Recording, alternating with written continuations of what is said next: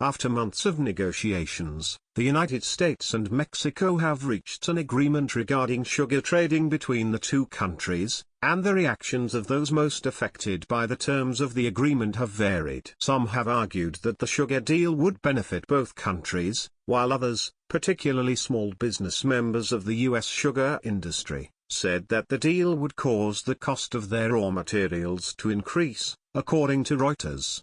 Nonetheless, the agreement has been called a significant hurdle cleared by the two countries ahead of more complex discussions regarding the North American Free Trade Agreement between the United States, Mexico, and Canada, which are expected to start in August.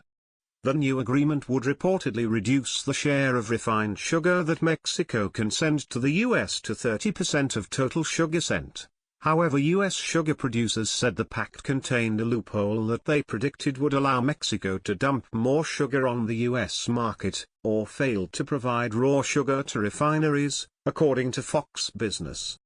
Philip Hayes, spokesman for the American Sugar Alliance, indicated that he was concerned about the potentially problematic loophole, but was willing to work with the government to find a solution. Rick Pascoe, head of Sweetener Users Association, was less optimistic, saying that the deal would raise the floor price for raw sugar, which would inevitably hurt cereal, beverage and candy makers.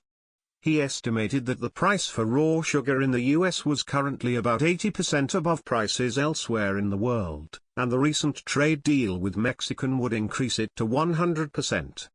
If you're a food company looking at long-term investment in the U.S. and you're paying twice the world price, that's got to be a consideration going forward, Pascoe said, noting that roughly 600,000 U.S. jobs depend on sugar-using companies. The association determined that sugar input costs would rise by about $1 billion above government support prices, an increase that could result in a more expensive product for consumers, as companies that oppose the government's support for the sugar industry would have to compensate for their rise in production costs.